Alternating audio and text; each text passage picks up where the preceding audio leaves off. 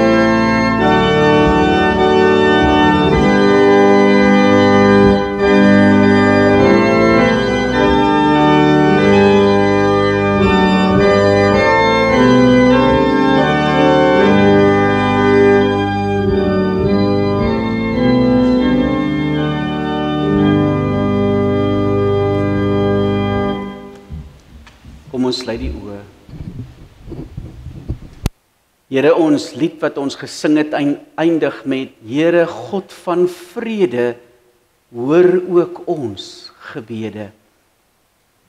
Here, gee vir ons vrede in hierdie tyd.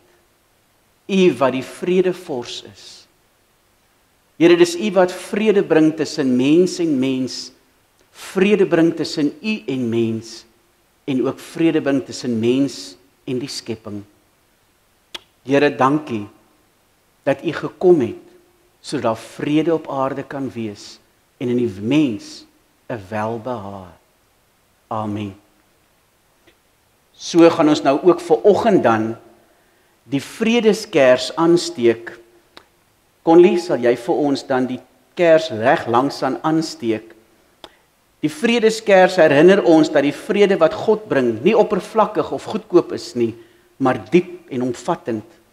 Dit is 'n vrede wat gewortel is in geregtigheid, vergifnis en herstel, 'n vrede wat verhoudings heel maak en wat mense bymekaar bring.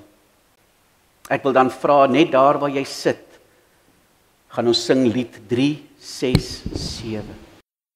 Ere aan God, ere aan God, in die hoogste, in die hoogste, in die hoogste.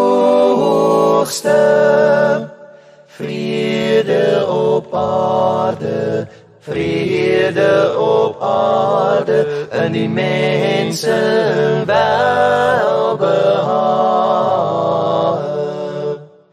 Ere aan God in die hoogste, ere aan God in die hoogste. Vrede op aarde, vrede op aarde, vrede op aarde, vrede op aarde, in die mense 'n welbehae, in die mense 'n welbehae, 'n welbehae. Ere aan God, ere aan God, in die hoogste, in die hoogste, in die hoogste. Vrede op aarde, vrede op aarde, in die mense welbehae. Amen. Amen.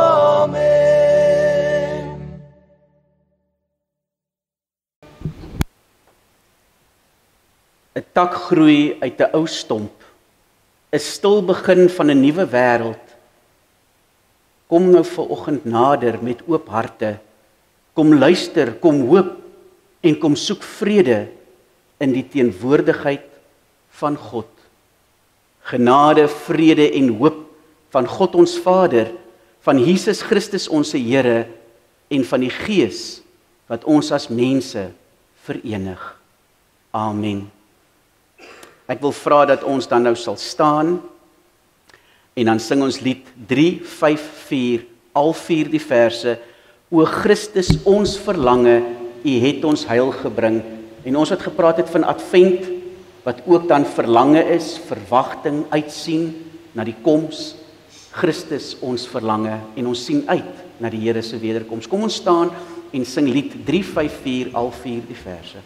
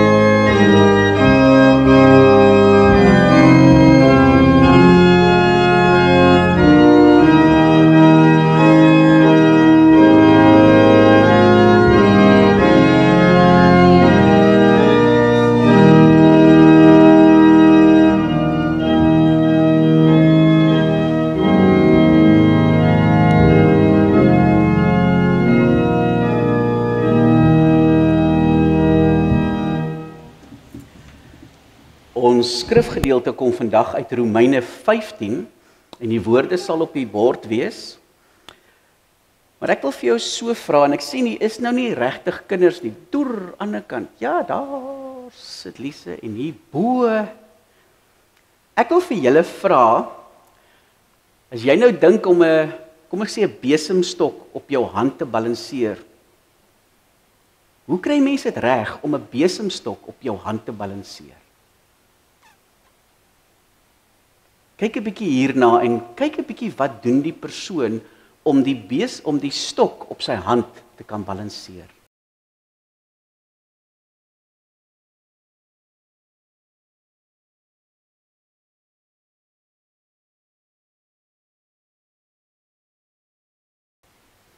As jy kyk, sal jy sien dat sy oë is nie op sy hand nie. Sy oë is op die punt van die stok. Sy oë moet op wees. Want wanneer sy oë gefestig is op die punt, sal sy liggaam self die bewegings naboots sodat die stok nie val nie. So dit gaan baie oor waar sy oë is wat dit vir hom moontlik maak om hierdie stok te kan balanseer. En so is dit in ons lewe ook. Ons het baie keer sê ons, ek is so besig, daar's soveel balle in die lug, met soveel goed balanseer. Maar waar is jou oë? As jou oë gerig is na bo, kry jy dit baie keer reg om die balansering te doen. Nou wanneer ons kyk in Romeine 15, dan sê dit alles wat vroeër opgeteken is tog vir ons tot lering opgeteken, sodat ons hoop kan hê deur die volharding en die bemoediging wat ons uit die skrif ontvang. En mag die God wat volharding en bemoediging bewerk, gee dat julle onder mekaar eensgesind sal wees. En hoe doen 'n mens dit? Ooreenkomstig die wil van Christus Jesus, sodat julle eenparig, ja uit een mond aan God die Vader, ons Here Jesus Christus, die lof sal bring. Ons gaan vandag baie stil staan by hierdie gedeelte van Paulus, maar ons gaan ook terugskouend kyk na die hele Romeine brief. En ons gaan 'n bietjie kyk na die perikoop wat ons vandag het. Hoekom Paulus hierdie dinge sê? En dan sê hy dat mense moet eensgesind wees, eenparig, want dit lei tot die verheerliking van God. Maar waar begin dit?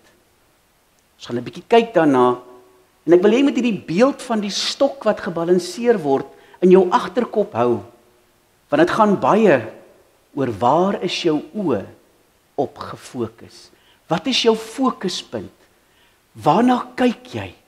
Want dit bepaal wat hier aangaan. Kom ons sluit die oë. Here Jesus, dankie, dat U vir ons deur U Gees dit moontlik maak om hier te mag sit. Dankie dat ons broers en susters is van mekaar. Here, ons is uiteenlopend verskillend. Partykeer, Here, is ons persoonlikhede in konflik met mekaar. Partykeer, Here, sukkel ons om mekaar te verstaan en sukkel ons om die ander persoon regtig te aanvaar. Maar deur U Gees bind U ons saam. Dis U Gees wat dit moontlik maak dat ons 'n ons raak. Want ons is vanuit 'n ons geskep. Laat ons die mens na ons beeld skep.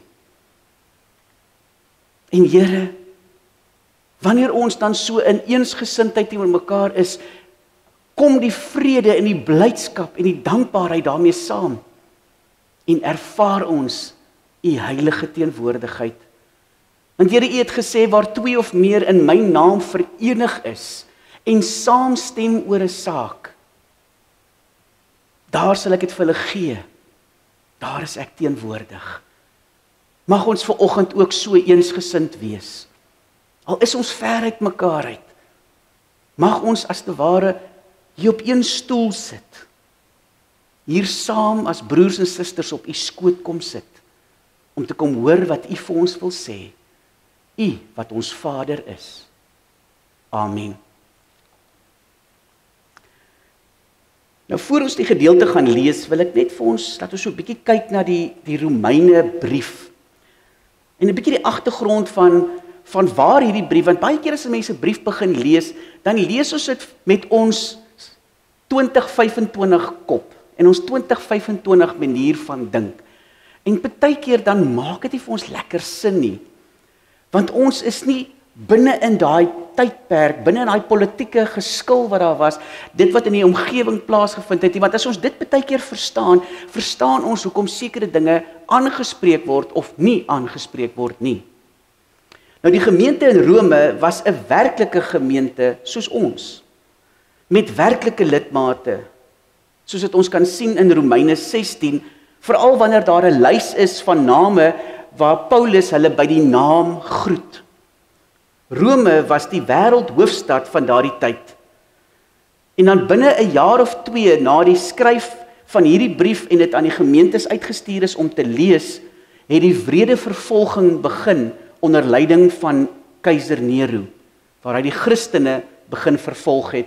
En is in hierdie vervolging wat Petrus ook sy lewe verloor het.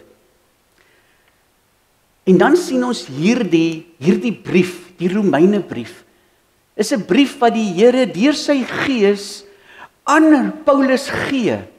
En Paulus dit skryf basies. En dan is dit deur die gees geïnspireerd om die Here se kinders die krag te gee van hulle geloof en die wonder van hulle vryspraak, sodat hulle dit sal bly beleef met die tyd wat voorgelê het van vervolging. Nou Paulus het die einde van sy 3de sendingreis deur Macedonië en Agië bereik en sou dan met sy terugkoms sou hy by Jerusalem omgaan, waar hy dan ook die klomp geldelike hulp wat bymekaar gemaak is deur die gelowiges, sou hy ook daar aan die mense in Jerusalem kom gee het, aan die gemeente daar. En die brief is omtrent so 55-56 na Christus geskryf. En dit was die tyd waarin Rome 'n bedrywige wêreldstad met 'n beraamde inwonertal van so 1,5 miljoen mens was. En die bevolking was redelik uiteenlopend. 60,000 van daai was Jode gewees. En soos ek gesê het, was keiser Nero in bewind. En die gemeente het dan hoofsaaklik uit bekeerlinge uit die heidendom uit bestaan. Paulus het nie hierdie gemeente gestig nie. En ons hoor dit ook in sy briewe, want ons hoor dat die mense wat hy ook noem, was mense gewees. Hierdie gemeente was 'n ou gemeente. En sê hulle dat hulle glo dat hierdie gemeente sy ontstaan gekry het met die uitstorting van die Heilige Gees, toe daar 3000 tot bekering gekom het, was daar ook, en ons lees dit, mense van hierdie omgewing wat tot bekering gekom het en teruggegaan het en die evangelie gaan verkondig het. En soos lees ons dan ook van Priscilla en Aquila, want die mense was vervolg gewees. En so is hierdie gemeente ontstaan. Baie van die lidmate van hierdie gemeente was waarskynlik van nie Joodse afkoms, maar het die Joodse geloof aangeneem met die bekering wat hulle daai tyd ervaar het. En dit wat hulle gehoor het van die stories en die verhale van Jesus en wie hy is, het hulle ook dan die Joodse gemeenskap en die Joodse geloof aangeneem, en later het hulle dan tot bekering gekom en Christene geword. Maar die probleem is, hierdie Joodse gebruike wat hulle aangeleer het, is so diep gewortel, dat hulle sukkel om van dit ontstaan te raak, want dit is hoe hulle begin het met Christus. Dis hoe hulle begin het met die geloof. En nou kom daar goed wat teenstrydig is met hoe hulle dink dit moet wees, en hoe hulle gehoor het, dit veronderstel is om te wees. So nou hierdie nie Jode wat nou hulle sien as Jode, Paulus skryf ook dan in sy briewe, en ons lees dit veral in die Romeine brief, van hoe hulle eintlik moet optree, en wat hulle moet doen, omdat hulle sukkel met hierdie idee. En so begin Paulus dan 'n paar temas uithaal, en in die temas begin dit weer breedvoerig met hulle bespreek, en hy praat met hulle oor wat is sonde en die sondeval. En dan begin hy baie praat oor onverdiende goedheid van God, die guns, die genade soos ons dit ken, wat God aan mense bewys het, deurdat hy hulle gratis verlos, sonder hierdie onverdiende goedheid, hierdie genade, is alle mense, ook ons vandag, verlore. Paulus gaan dan sê vir hulle is vrygespreek deur die geloof, wat beteken dat God al ons sonde skuld, hede verlede, maar ook in die toekoms volledig betaal het. God dink nie meer daaraan nie. En as uitverkore kind van God, kan geen sonde ons verhouding met God ooit tot nik maak nie. Ooit. Niks kan ons skei van die liefde van Christus, lees ons dan in Romeine. God doen die werk gratis. Hy neem volle verantwoordelikheid vir die werk. Hy's die een wat dit met ons wat dit doen. En hy sê ook vir hulle, hy het dit gedoen toe julle nog in vyandskap was teenoor hom. God doen dit omdat hy wil. En hy doen dit gratis.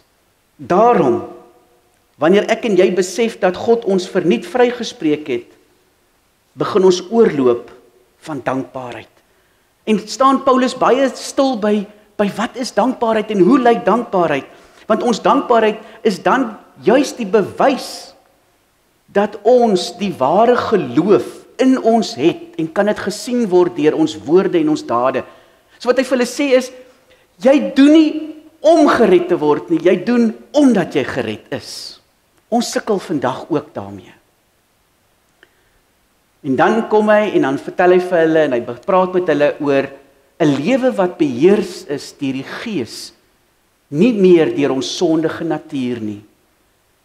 En dan sê hy dat ons staan nou in 'n nuwe verhouding met God. Vrede het gekom tussen ons en God, wat hy bewerkstellig het.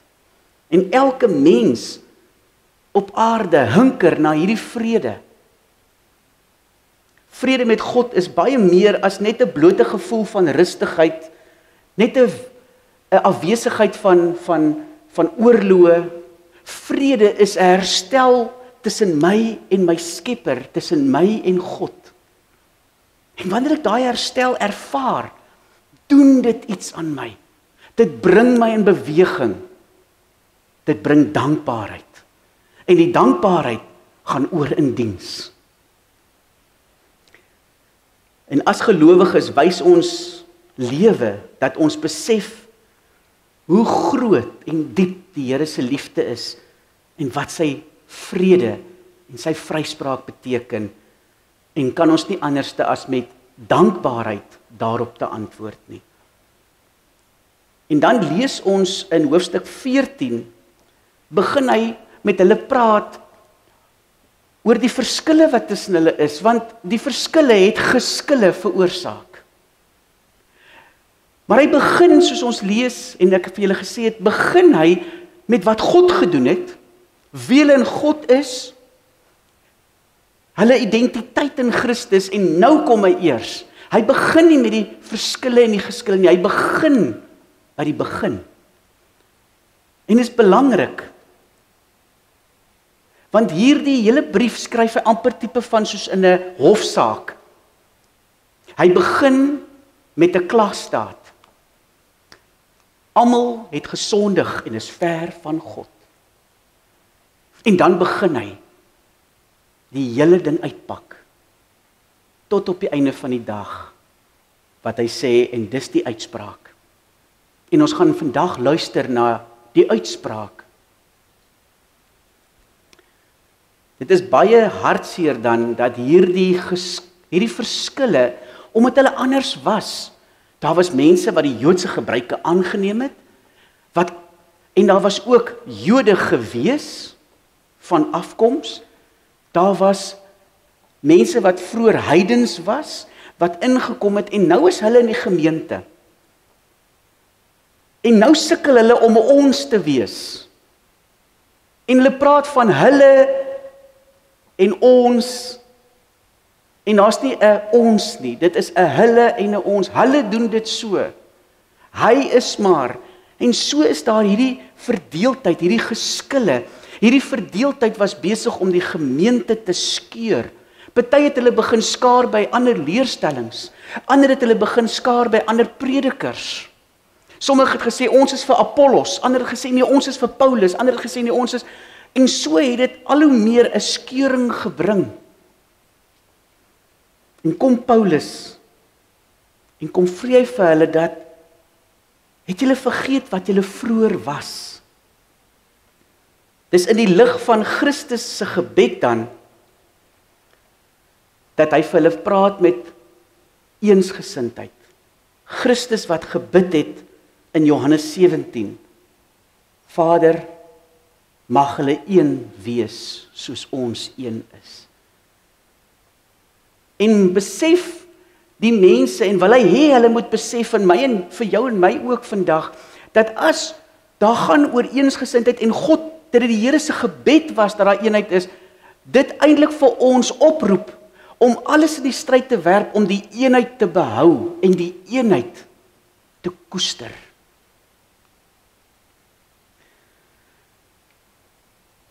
Hierdie geskille en verskille, wat bestaan het op die einde van die dag die spits gedryf. En soms raak ons ook betrokke by geskille en by verskille wat oorloop in geskille, raak ons betrokke met ons beste bedoelings. Want ons het ook 'n perspektief. En wanneer jy in so 'n ding ingaan met daai perspektief, verander dit die gesprek, die gemoedere, en maak dit baie keer dat 'n gesprek gestop word en buitekant verder gepraat word. Soms raak ons ook so betrokke. Dus moet ons nie volgens ons eie insigte, maar eerder deur die voorskrifte wat die Heilige Gees in hierdie situasie vir ons gee. So moet ons optree. En dis hoekom ons moet gereeld bid vir die Here vir wysheid. En hierdie voorskrifte of toerusting, soos Paulus dit gee, bied hy dan 4 hoofopdragte wat hy dan saamvat om vir hulle te sê hoe dit werk. En dan sê hy vir hulle, en dit lees ons in einde van hoofstuk 13, maar veral in hoofstuk 14, lees ons dat hy vir hulle sê, hulle moet mekaar aanvaar. Hy sê, bou mekaar op. Stel mekaar se belange voorop, wat vanoggend se gedeelte is, wat ons gaan lees ook. En verheerlik God, deur mekaar te aanvaar. Matteus 5 lees ons, dat die Here sê, dat dit afkom op vredemakers. Hy sê, gelukkig is die vredemakers, want hulle sal kinders van God genoem word. Sommige lidmate in die gemeente in Rome het gemeen dat hulle verhouding met God ook 'n bepaalde eetreëls en ander reëls in die onderhouding van bepaalde dae behels het. Hulle het geglo daar sekere dinge wat gedoen moet word op 'n sekere manier.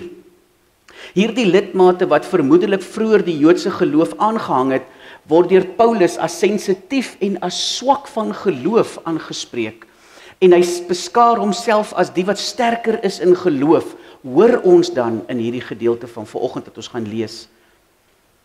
Waarskynlik noem hy hulle swakker van geloof of sensitief, omdat hulle nie die volle betekenis snap van wat Christus kom doen het nie. Dan was daar ander lidmate wat gesê het, hierdie ding is vir ons glad nie belangrik nie. En hierdie lidmate het teenoor mekaar begin staan, en het hulle mekaar gesien as meer gelowig, minder gelowig. Sommiges het begin op die ander neersien, en het hulle mekaar ook so veroordeel. Dit wat ook vandag gebeur. Vandag hoor ons dit ook. Die evangelie wat mense nie verstaan nie. Mense wat terughinker na die Joodse gebruike, wat Joods begin raak. Wat ook weer die vieringe van die feeste begin doen, en die aanspreek van Jesus, en op die einde van die dag breek dit families op, omdat ek nie die evangelie verstaan nie.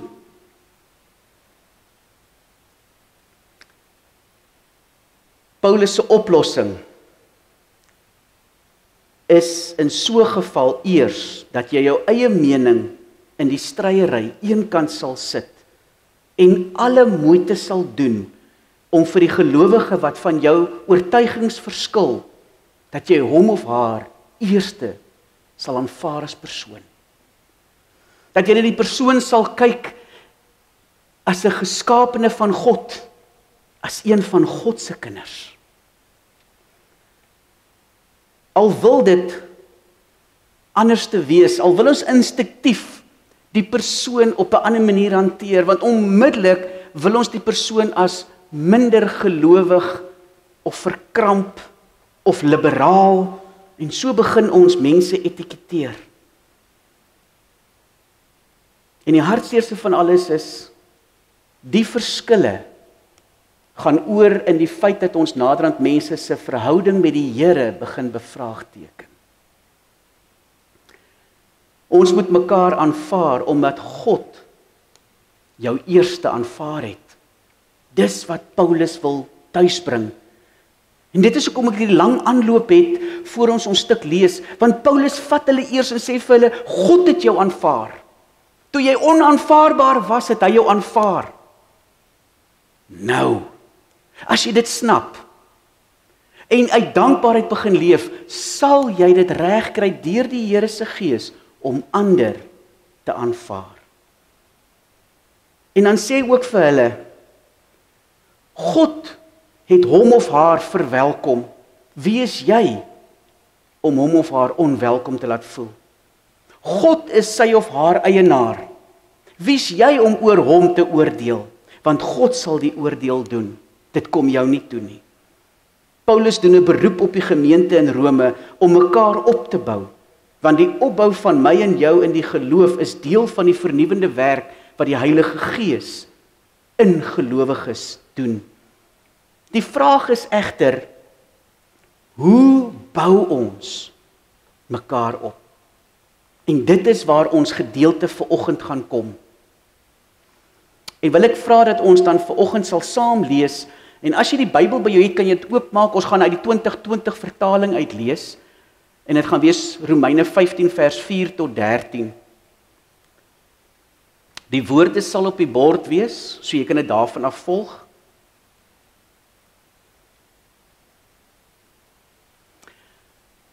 Romeine 15 vers 4 tot 13. Onthou, hierdie is 'n brief. Daar was nie hoofstukke nie, daar was nie verse nie. En dis hoekom ek 'n stukkie moes gesê het van die aanloop van die brief, want dit is so goed as jy klim binne 'n brief en jy begin lees, jy het nie idee waaroor dit gaan nie. Dis om ander mense se liefdesbriewe te lees. En jy weet nie eens waaroor dit gaan nie, jy lees net een bladsy en dan maak jy jou indruk of jou afleiding van hoe dit in hierdie verhouding gaan. Kom ons lees dan saam. Alles wat vroeër opgeteken is tog vir ons tot lering opgeteken, sodat ons hoop kan hê deur die volharding en die bemoediging wat ons uit die skrif ontvang. En mag die God wat volharding en bemoediging bewerk, gee dat julle onder mekaar eensgesind sal wees, ooreenkomstig die wil van Christus Jesus, sodat julle eenparig, ja uit een mond aan God die Vader van ons Here Jesus Christus die lof sal bring. Daarom, aanvaar mekaar soos Christus julle ook aanvaar het tot eer van God. Ek sê vir julle dat Christus 'n dienaar van die besnedenis geword het ter wille van die waarheid van God, sodat hy die beloftes aan die vaders kon bevestig en die nasies God oor sy ontferming kan verheerlik, soos daar geskryf staan. Daarom sal ek u loof onder die nasies en tot eer van u naam sal ek 'n lofpsalm sing. En daar staan ook, wees bly nasies saam met sy volk. En weer, loof die Here alle nasies, prys hom alle volke. En Jesaja sê op sy beurt, daar sal 'n loot van Isaai kom, en hy sal opstaan om oor die nasies te regeer, en op hom sal die nasies hoop. Mag die God van hoop julle deur julle geloof met alle blydskap en vrede vervul, sodat julle hoop oorvloedig kan word deur die krag van die Heilige Gees.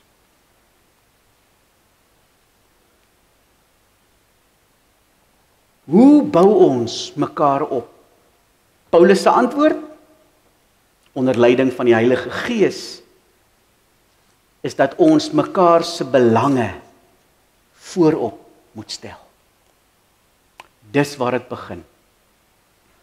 Verskille tussen gelowiges kan reg hanteer word as ek en jy bereid is om ander gelowiges se twyfel en vrese in aanmerking te neem. Ek gaan 'n voorbeeld vir jou gee. Julle weet sekerlik dat daar partykeer, en dit gebeur al meer, dat daar 'n beweging is wat ons praat van die messiaanse Joodse beweging, waar ons broers en susters in betrokke raak, wat gaan oor die reg bid en die reg hanteer en die reg doen. Die hartseer daarvan is, dit gaan baie keer oor die vrese wat in my hart is, oor ek is bang ek aanbid verkeerd, ek is bang ek doen dit verkeerd, en omdat ek bang is en die vrees het van ek doen dit verkeerd, het ek die vrees dat as ek dit verkeerd doen, ek nie welvallig is vir God nie, en hy my gaan wegwys. Wat Paulus vir hulle hier skryf, dit is die vrese wat ook in die gemeente van Rome was. Hierdie Romeinse gemeente, sê hy vir hulle, jy het niks gedoen aan jou verlossing nie. God en God alleen het alles gedoen. Selfs die ja wat jy gegee het, was deur sy gees. Jou beste werke is vuil lappe voor hom. Hy sê, wanneer jy iets doen, doen dit nie om aanvaar te word nie, doen dit nie om terug te betaal nie, doen dit omdat jy dankbaar is vir wat gedoen is en wat betaal is. Want Jesus se woord aan die kruis was, tetelestai, dit is volbring, dis klaar, dis betaal, dis volledig. Niks wat ek en jy doen, sal God se verlossingswerk ongedaan kan maak nie. Niks wat jy doen kan maak dat jy jou liewer het nie. Niks wat jy nie doen maak dat hy jou minder lief het nie. God is liefde en hy het jou lief. En hy kom elke dag en hy strek sy hand uit en sê, ek wil vir jou 'n God wees, sal jy vir my 'n volk wees, sal jy my kind wees. Hy kom by ons en hy kom pleit by ons, soos wat 'n bruidegom by 'n bruid kom pleit, sal jy met my trou. En dan kom Paulus en dan sê hy, alles is vir ons opgeskryf en opgeteken in die woord van God, sodat ons hierdie God kan ken. Christus het gekom sodat ons hierdie God kan ken. Hy het gesê, wie my sien, sien die Vader, want ek doen wat die Vader my gewys het, en ek doen niks uit my eie uit nie, ek doen wat ek die Vader sien doen, want ek en die Vader is een. Hy het vir ons kom wys hoe lyk die hart van God. Baie het nie daarvan gehou nie, want dit strook nie met die manier hoe ons dink nie. Want ons het 'n gesegde, baie bietjie vir 'n tikkie en niks verniet. Niks is verniet. Hoe kan daar dan so 'n groot werk gedoen word, so 'n groot ding verniet wees, gratis wees? Ek moet tog iets doen van my kant af. Dit wat jy doen jy van jou kant af, omdat jy so dankbaar en bly is vir wat gedoen is. Dis hoekom ek nie wil lelik optree nie, dis hoekom ek nie wil verkeerd wees en verkeerd doen nie, dis hoekom ek die mense wil aanvaar en vir die Here sy boodskap wil gaan uitdra, dat ander ook sal weet van hierdie God. Ek doen nie dit om gered te word nie, ek doen dit omdat ek gered is. Ons moet aanvaar dat niemand op aarde, dit sluit die kerk in, volmaak is nie. As ons eerlik met onsself is, sal ons erken dat ons ook swakhede het. En Jesus praat daarvan. Hy kom en hy sê, wanneer jy jou broer sien verkeerd optree, haal eers die balk uit jou eie oog, sodat jy dan die splinter uit jou broer se oog kan haal. Maar hy praat van 'n balk teenoor 'n splinter. Baie keer kom ons met 'n manier van hoogmoed, geestelike hoogmoed, van ek het die antwoorde en ek kom sê vir jou. Wat die Here sê is, raak eers stil. Weet wie jy in my is, weet wat ek vir jou gedoen. Sien die persoon wat voor jou staan as my skepsel, as my kind oor wie ek regeer. OK, nou kan jy praat. As jy dit daai goed gegaan het, klink dit anders te wanneer jy begin praat. Verdraagsaamheid is nie om op jou tande te kners, vas te byt, te sug en net aan te gaan nie. Dit is eerder 'n totale wegkyk van jouself, jou eie voorkeure en 'n bereidheid om die saak te sien, soos jou medegelowige, soos jou broer en suster in Christus dit sien. Jy neem as te ware sy of haar gedagtes en omstandighede as jou eie aan, en bepaal dan vanuit sy of haar standpunt wat vir hom of haar goed is en opbouend is. Die stok. Kyk weg van jouself. Fokus. Kyk weg van jouself. En dis soos Paulus in 1 Korintiërs 9 die volgende dan skryf. Hy sê, want alhoewel ek vry is van almal, het ek almal se slaaf geword, om soveel mense as moontlik te wen. Vir die Jode het ek soos 'n Jood geword, om die Jode te wen. Vir diegene onder die wet, soos iemand onder die wet. Al staan ek self nie onder die wet nie, om diegene onder die wet te wen. Vir diegene sonder die wet, het ek soos iemand sonder die wet geword. Al is ek nie sonder die wet van God nie, maar juis onder die wet van Christus. Om hulle wat sonder die wet is te wen. Vir die swakkes het ek swak geword, om die swakkes te wen. Vir almal het ek alles geword, sodat ek ten minste sommige kan red. Dit alles doen ek ter wille van die evangelie, sodat ook ek daarin mag deel. Hy kom en hy sê, vir almal het ek alles geword. Hy sê, ek het myself in jou skoene kom probeer plaas. Nie hy wat Paulus is nie, nie omdat hy so goed is nie, omdat die evangelie van Christus hom so gegryp het op die pad na van Damaskus, wat die Here hom kom verlig het, en hy besef het wie Christus is en wat hy kom doen het, dat hy in sy beste vermoë en in sy beste motiewe, was hy besig om vir Christus te vervolg. Toe hy dit besef, toe verander alles. Alles. Jy sien hiervoor, oor om vir jou meerdere in sy of haar skoene te kom staan, is Christus by verre weg die grootste voorbeeld. Hy wat gekom het in die menslike liggaam, wat gekom het en homself verneder het tot slaaf, om ter wille van my en jou, in my en jou skoene te kom staan, in ons plek te kom, om te kom sterf vir ons aan die kruis. Hy het ons vir ons kom sterf, sodat ons in verhouding met God reggestel kan word. Hy het ons kom opbou. Hy het ons kom vrymaak. Ek sê vir julle, dat Christus 'n dienaar van die besnedenis geword het, ter wille van die waarheid van God, sodat hy die beloftes aan die vaders kan bevestig, en die nasies God oor sy erbarming kan verheerlik, soos daar geskryf staan, daarom sal ek u loof onder die nasies, en tot eer van u naam sal ek 'n lofpsalm sing. Die vraag is, om in iemand anders se skoene te staan, weg te kyk van jouself, en dan die ander persoon se manier te sien en te probeer insien. Beteken dit dan nou,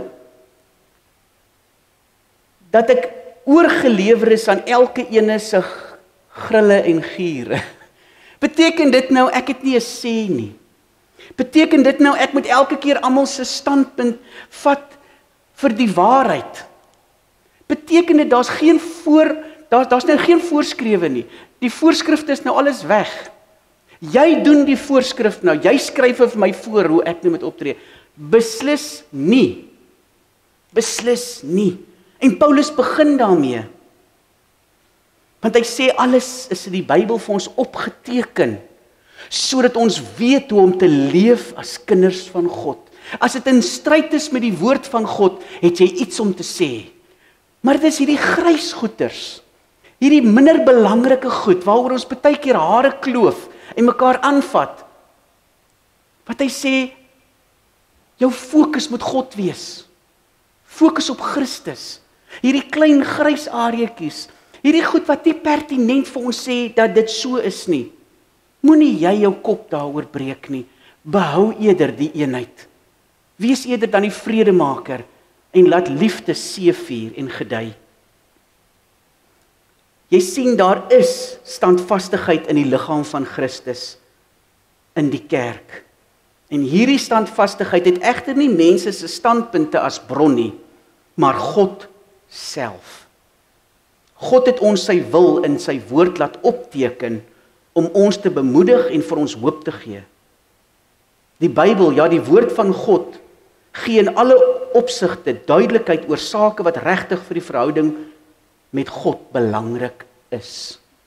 Die ander goed is onbelangrik. Ons maak dit soms belangrik. En word dit so belangrik dat die evangelie daaronder lê. Jy sien, daar is nou op my en jou 'n plig. En hierdie plig is nie net op my en jou nie, maar is op alle gelowiges. En dit is om ons te onderwerp aan wat God in sy woord vir ons oor die geloof en die geloofslewe bekend maak. As elke gelowige dit doen, as dit gaan oor die verheerliking van Christus, as dit gaan oor God, as dit gaan oor die Here, en ons dit daarby hou, sal ons begin sensitief raak vir mekaar. Sal ons mekaar begin aanvaar. Sal ons minder praat met die persoon en eerder met God praat oor die persoon.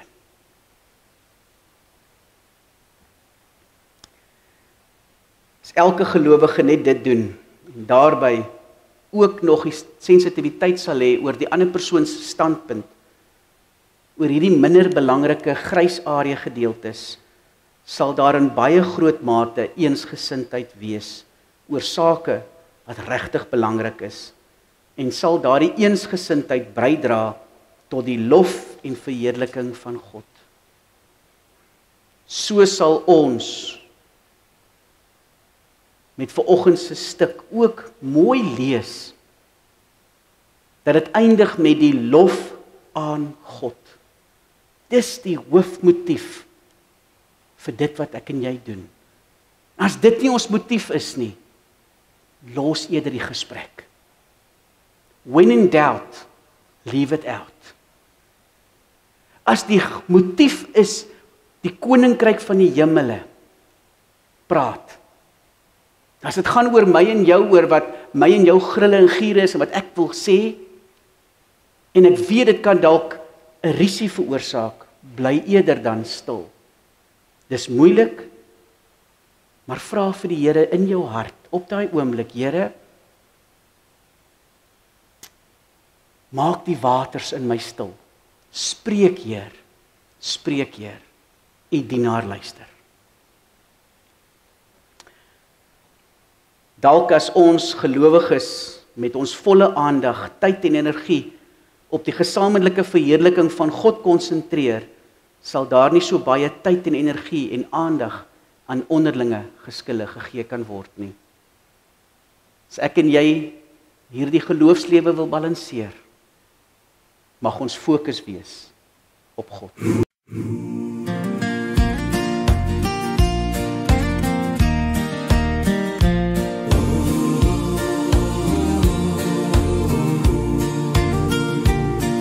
In die nag fluister hy vrede, moet nie vrees, rus net by my. Hy sê en hy staar bo, wag vir jou, 'n koninkryk van vrede en liefde.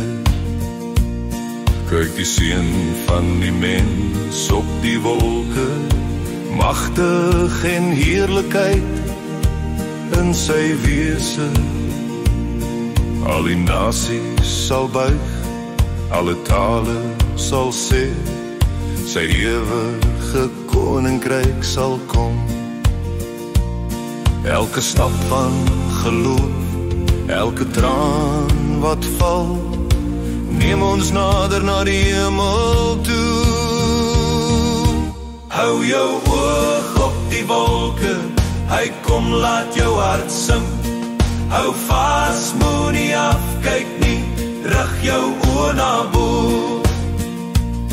Deur storms sal hy jou lei, in die donker is hy by jou. Dit is die belofte wat ons hou. Hy kom en maak alles nuut.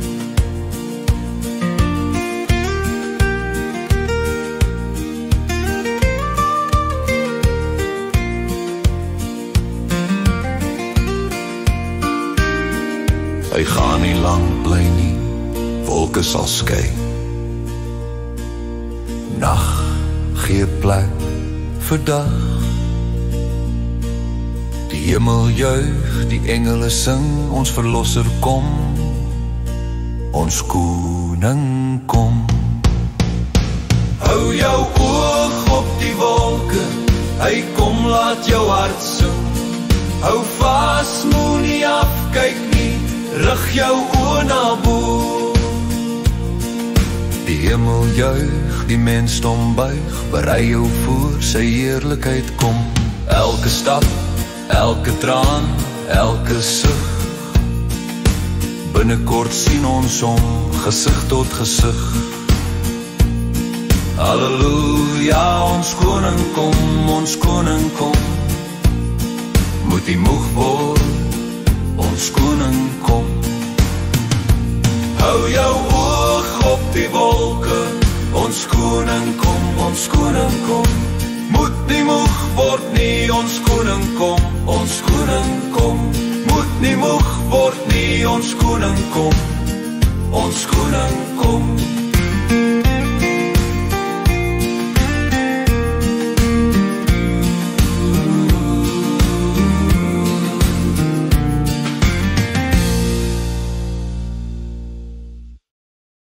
Kom ons sluit die oë. Here, U sê vir ons, moenie moeg word nie. U is op pad. Kyk, ek gaan en ek gaan maak vir jou plek gereed, en as jou plek gereed is, kom ek om jou te kom haal. Here, mag ons nie vasgevang word in klein aardse onbenullighede nie, Here, wat die verhouding belemmer met mekaar, maar ook met U. Mag ons oë fokus op U, en gefokus bly op U. Here, dankie, dat U terug gaan kom vir ons. Ja, U gaan kom op die wolke, en elke oog sal U sien, en elke tong sal bely, en elke knie sal buig. U is die Here. Amen.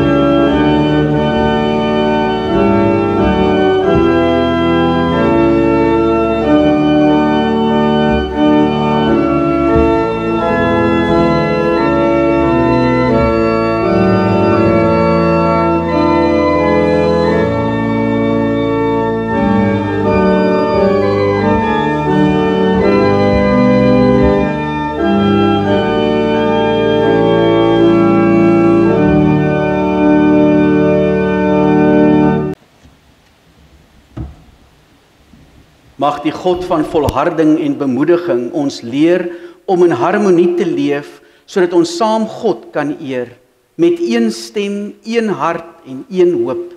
Mag die God van hoop ons vul met vrede en geloof, sodat ons deur die krag van die Heilige Gees oorvloedig sal wees in hoop.